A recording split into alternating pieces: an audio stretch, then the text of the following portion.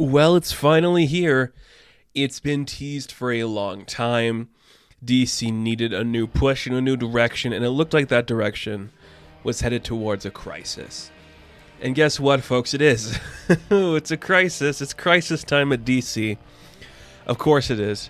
You can't throw a rock into a puddle of DC without hitting a crisis, you know? You're always going to find one. This time around, it's Dark Crisis. It's a Dark Crisis. Makes sense to me. Okay, let's get into Dark Crisis. Look, they set it up a bit. Death of the Justice League. The Justice League died. Pariah killed them. Pseudo killed them. We'll get to that in a bit here. So the Justice League are gone. The events of Justice League Incarnate set up this idea of like the multiverse is colliding. There's a great darkness coming for everything. You get it. You understand. Chances are, if you have read a comic book recently, you've understood a multiversal plotline. And basically all you need to know before going into this issue is there's this thing called the Great Darkness that is the evilest of evils to ever evil in the DC universe. It is literally the thing above all that is killing everything, is the ultimate darkness. It's controlled Pariah. Pariah survived Crisis on Infinite Earths. He's like a big part of the original Crisis story. Because of that, the Justice League are dead. How does the rest of the DC universe respond? Well, we'll get into it. We open up with like the narration we've seen a few times before. This is kind of like the leaked stuff they've shown. Well, not even leaked because it's the promo stuff we've seen before. All these photos, narration from Dick Grayson talking about how his journey started with an oath, and suddenly he saw this like world expand into like this great legacy. And that's what this crisis is about. Williamson has talked openly about this crisis is about legacy and the characters growing up and evolving. I think that's kind of cool, and it makes sense to me that Dick Grayson's the one doing this story. I actually really like that, because Dick is essentially the first sidekick. Not even essentially, he is. So it makes sense that Dick's in that position. So he's kind of giving a big speech to all the other heroes who are just watching by and listening, and it's very nice, it's very sweet. You love to see it. It's nice to see Dick in that position. I like seeing that, and then you see, like, above on a rooftop watching down by is Deathstroke, who's the big bad of this crisis for some reason. Williamson was writing a Deathstroke book. He did an event called Shadow War. I don't know if that ties into this because I didn't read it, but that's there if you want to read that too.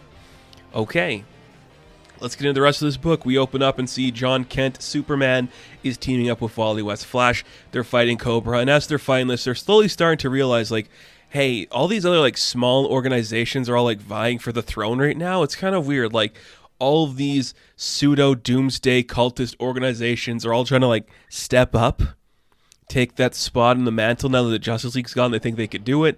You see shots of people in space fighting, like, the Green Lanterns, and Frankenstein's fighting some vampires and stuff, and you see Hive is attacking... Is it Hive? Yeah, Hive's attacking, like, Katana and Dr. Light. You're like, okay, that's kind of cool. And you see that Superman and the Flash are fighting Cobra, and kind of before, like, the battle's over, Hal Jordan shows up, because this is the thing I kind of find very fascinating. Hal's not associated with the Justice League at this point. Like, he was clearly connected to them intrinsically. We've kind of said in this modern era that John Stewart is our Green Lantern on the Justice League. It's kind of cool to see Hal in this position, because this is what I'd expect Hal to be in this position, the asshole uncle. Because they call him Uncle Hal in this, he's just an asshole. I like that. So he's like, what's going on? Where are the Justice League? And then we kind of get some recap from Black Adam, because at the end of the Death of the Justice League story in Justice League 75, Black Adam was the sole survivor. He used his kind of lightning to push himself away. It like corrupted the battlefield, and it got him enough time to come back, and now he's just recapping it for everybody who didn't read that book who's reading this one. So it's pretty much just recapping it to Hal, but it's also to the reader like, this is what happened. Hal's like, well, that's a load of bullcrap. We're going to trust this guy who tried to kill us how many times? It's dumb. It makes no sense. So then we get like a page where we see Hal's like, we should figure out like what's really going on here. We should talk to some people. They talk to like Dr. Fate and the Atoms and everybody at the DOD. It's Cameron Chase. Is that the girl at the DEO, I mean? Yeah. Captain Cold. It's like nobody knows what's really going on. But if we want to do this right, we have to find where Barry is. Because yes, Barry Allen has not been prominent in this current storyline. Even the current Flash book is about Wally West. Barry Allen's off doing some weird thing. Last I checked, he got, because he was in Justice League Incarnate for a second, right? I can't remember. I'm getting all these books crossed over. It was at Infinite Frontier he was in something, and he was sent to another reality, by the Psycho Pirate, and like that's where I saw him last I remember him. But Wally's like, okay, so I guess we're gonna go find Barry. That's what Hal's saying to do. Clearly Hal is a great choice to be the asshole in this, so yeah, let's go do what Hal says. Because of that, John's like, well, we need a Justice League, or like somebody to step up and stop the world from shitting the bed. So let's do a lot of this book being John trying to recruit some people, because that's what it is. So he goes to Brazil. He's going to go talk to Yara Fleur, helps her fight some stuff. And because, you know, the world's falling apart without the Justice League, she's fighting some people trying to attack the Amazon forest and the Escacida. And he's like, look, I'm putting a team together. I'd love you on it. She's like, no, not happening. I'm not joining that. I literally just got this mantle. I'm not getting involved in your weird whatever's going on with you, okay? Goodbye. Cool. I feel like this was supposed to go a different way. Maybe if things went differently for the Yara Fleur and the Jace Fox characters, we'd be having a different story in this book. Maybe if, like, Future State didn't happen and we started a story with them later. I don't know. Because this kind of opens up. John hasn't met Yara or Jace. I'm like, okay, that's kind of interesting. So Yara says no. He heads to New York. He wants to talk to Batman and wants to start his World's Finest. And he's like, nah, the last guy that teamed up with, like, anybody died. Go ask one of the Robins. I ain't joining your stupid team. So the Legacy characters, the most recent Legacy characters, are like, nah, we're not joining this. Let's get a montage of John asking a couple of people. Some of them say no. Some of them say yes. We'll talk about it in a little bit here. Because after we get, like, the montage of everybody he's talking to, we cut back to the Hall of Justice, where everyone's just grieving. It's like, the Justice League are dead. They didn't help us. This is all stupid and bullshit. And Black Adam's up, and he's talking to Adriana, and he's like, I should have died because I don't want to be here now. But John's like, look, I was doing some stuff while people were gone. I made a Justice League. I'd like you to be on it. Here's the new Justice League. Who do we have on the new Justice League? Supergirl, Dr. Light, both Blue Beetles, Booster Gold is there, Frankenstein, Killer Frost, Aquaman, who is Jackson Hyde, Damian Wayne is Robin, and Harley Quinn. I am sure this lineup is going to raise a few eyebrows, not because it's bad, but because it's like, why is Harley Quinn on the Justice League? Why is Frankenstein on the Justice League? Like, just shut up. It's fun. These are all characters that, of course, they would say yes. It makes sense to me. I believe it. This is a team I would believe be formed in this time period. I get it. It's fine. And Black Adam just goes, no. You got, like, children here and a lot of psychopaths and 2 Blue Beetles. No, I'm not doing this. I'm not being a part of this. Listen, kid, you're trying too hard. He even says you're trying to run before you can walk. You're not ready for this. We both know who should be the one leading the Justice League. But he can't lead the Justice League because Dick Grayson, who we all know is the one who should be leading the Justice League, is off doing some shit in Titans Academy, a book that's pretty boring and uninteresting, but we have to tie it in here somehow. So cool. So he's training these kids. He's like, hey, your first lesson is like teamwork or whatever the hell. You get it? We're going to do some trapeze shit, acrobat shit, because I'm banking on the death of my parents a little bit too hard in this book for some reason. A lot, actually. He opens up his speech at the beginning like, it started with my parents' death. Now I'm going to teach you guys to trust each other the way my parents taught me. Like, okay, that's kind of fun. I should say, too, throughout this book, we do see, like, this kind of, like, target, like, scope shot of a lot of, like, it's like a scope focused in on a lot of people. It's clearly just Deathstroke looking at everybody. I get it. It's not special. So I guess some kid called Chupacabra comes back in to Titans Academy. He comes back into the tower. He's got a bomb strapped to him. And they're like, who did this to you? What is this? And suddenly, as Dick Grayson's holding him, the bomb goes off. And then we see an onslaught of people coming to rush to the Titans tower. And you're like, what? And you're like, wait, these are bad people? So I find this hilarious. This is the most petty thing I've ever heard. It makes so much sense to me. I just think it's terrible. It's just hilariously bad. Like what it does. It's so Slade Wilson, it's stupid. So the Justice League is dead. Slade's like, now is the time to kill the Titans.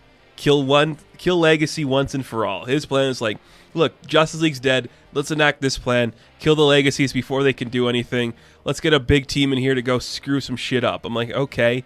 So that's what they do. Every Titans villain, every character that's fought a Titan in some regard, they're going to go attack Titan's tower. They blow it up. They blow it up. Are they dead? Who's to say? But what we see is that a couple of them capture Beast Boy, and we get the scope pointed at him, and then we just get a bang, and yeah, Beast Boy's dead. Cool. Tensions are great. Okay. Yeah, okay, let's talk about this now. I want to say this. I think it's very important. This is a cool idea. I genuinely like this idea. Like, this is such a fun idea because every other Crisis has been about Superman, Batman, like the main ones. It's been about the Justice League. The idea is that we're starting this Crisis like, no, we're going to stop the Legacies before they become the main heroes. I think that's brilliant. That's such a cool concept that I think is great. The problem with that is there is no tension because we know these characters have to come back because they are sometimes more popular than the main counterpart. You have an award-winning run on Nightwing. You're not going to kill Dick Grayson. Beast Boy is too popular on television. You're not going to kill Beast Boy. But I digress. Good story. Kind of fun. I'm digging that. So I think that's just a great moment where Slade is holding a gun to Garfield and then just pulls the trigger. I think that's kind of cool. Very intense. I do like that, actually. It's very fun and very interesting. Makes for some good stuff. Then we just get like an end scene where Pariah's just freaking out. Like, I have the Great Darkness inside me, blah, blah, blah. Look at all this stuff. We're going to make all the crises in the universes and all this shit. It's going to be terrible. Yeah, boo-doo-doo. And then we see he's got like the Justice League trapped in like orbs and shit. That's what it looks like. It's implying that the Justice League isn't actually dead. They're just trapped inside the Great Darkness, maybe, or just stuck inside something. Also, you might notice that these are like the artwork, like the shots of the Justice League in these orbs are the shots of them from the cover of Justice League number 75, or the ones that are on the cover at least. I'm like, okay, that's interesting. Cool. Is it cool? It's happening. So are the Justice League dead? Who cares? I guess we're going to go figure that out. So I don't know if this is my favorite start of a Crises. It's not a bad one. It's very interesting. The story does have a lot of potential. I just think spending this much time building a Justice League, it was like, I get it. I don't know. So there's some good stuff in here. The more I sit here and think about it, the more I'm like, okay, this is really well thought out and interesting. But it's also like, is there tension? Do we feel the tension? Do we feel the stakes? I don't know if we do. The writing is superb. Every character feels unique and themselves from every other run they've been a part of. I love the artwork. It is so sharp and clean. The splash pages are fantastic. A great use of John Kent. A great use of Slade Wilson. A great use of Hal Jordan. All that stuff's good. So maybe I'm just being too hard on it because I always look at things with like two sides. Like, is this great? Is this bad? I don't know. It's kind of in the middle for me. I think that's a really good thing to start off a Crisis with. Cool. So, I don't know if I'm going to cover every single tie-in.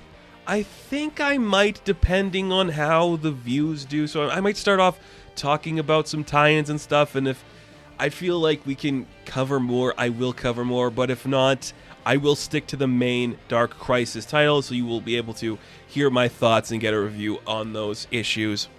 All that said and done. Cool. DC's doing another thing. That's fun. That's original. Until 5 years from now when they do it again. Oh, man. Oh, man. So Dark Crisis issue number 1. I'm going to give a 7 out of 10. Now, thank you guys for watching this review. Be sure to like and subscribe to the channel. As always, you can check me out on Instagram, TikTok, and Twitter. And as always, I will catch you in the next one. Have fun. Stay safe. Good luck.